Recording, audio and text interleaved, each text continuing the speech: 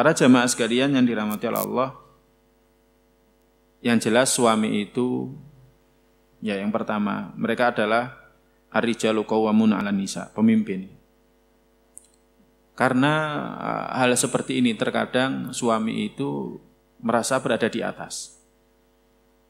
Nah, ketika dia merasa berada di atas, orang di atas itu biasanya susah untuk mendapatkan nasihat. Beda kalau orang itu berada di bawah, akan mudah untuk menerima nasihat.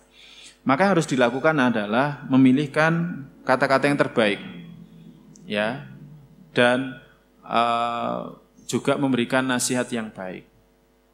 Ya, contoh, Ummu Sulaim itu pernah memberikan informasi kepada suaminya.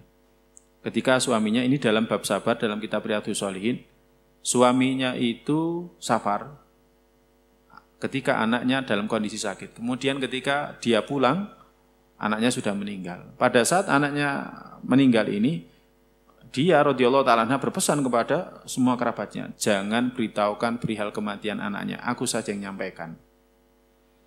Nah, ketika suaminya datang, maka beliau radhiyallahu ta'ala anha itu memuliakan suaminya. Dia berhias, lebih cantik jika dibandingkan dengan sebelumnya. Kemudian setelah itu dia siapkan hidangan makan malam, gitu kan.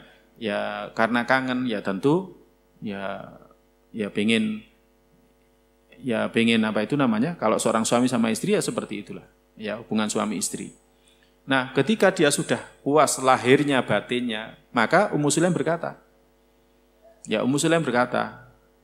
ya, kepada suaminya, menurut Anda, menurut engkau, kalau ada orang titip barang kepada kita, kemudian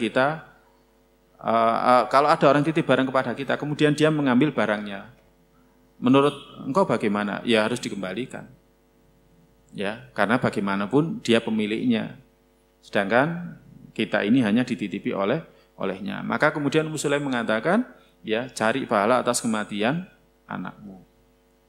Nah, itu saja sudah emosinya memuncak, ya. Bagaimana tidak?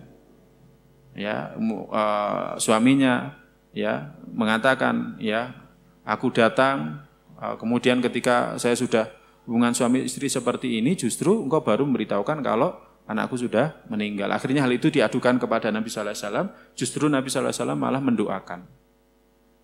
Ya, nah ini contoh wanita sahabiyah yang teguh imannya, ya, teguh akidahnya, kemudian bijak dalam menyampaikan nasihat kepada suaminya. Maka kalau suaminya itu ingin dinasihati, ya, milihkan sekolah yang baik, gitu kan? Ya, contoh Ummu Sulaim ini bagaimana dia bicara, ya, jangan suami dimarahi. Ya, bagaimanapun suami mesti posisinya di tempat yang tinggi, ya nggak mau. Ya, kemudian diajak ngomong lagi kalau dia sudah terpenuhi hajatnya, ya, hajat lahir batinnya, gitu kan. Jangan baru pulang langsung ditagih. Pak, mulai wingi gak oleh sangu sama sekali, gitu kan. Enggak dapat apa-apa sama sekali. Terus mari ngono, setelah itu kita ngomong dengan memberikan nasihat. Bapak jangan milihkan sekolahnya gini. Ya, tentu suami sangat berbeda penerimaannya.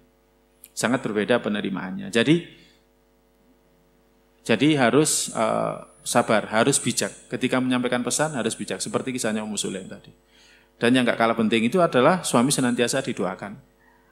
Jadi senantiasa didoakan agar memberikan pilihan yang baik untuk anaknya, ya. Termasuk bijak dalam menyampaikan itu gini, ya disampaikan aja kalau misalkan nanti anak kita itu di alam barzah enggak akan ditanya, ya, kerjamu apa, gitu kan. Dulu ijazahnya dapatnya berapa, IPK-nya berapa, enggak. Kalau enggak percaya kita buktikan aja nanti di alam barzah. Ada pertanyaan seperti itu enggak? Tapi kalau kita beriman, pertanyaannya adalah kisaran man rabbuka, madza dinuka, wa man nabi yuka, sudah itu saja. Makanya yang penting harus kita cari ilmunya itu adalah ini, 3 ini. Ya, walaupun mencari ilmu nanti enggak punya ijazah.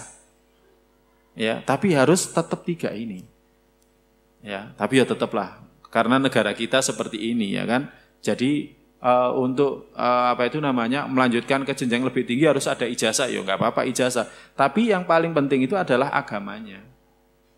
Jadi yang paling penting agamanya. Nah ini diantara mungkin materi yang bisa disampaikan kepada suami. Wallahu a'lam bishawab.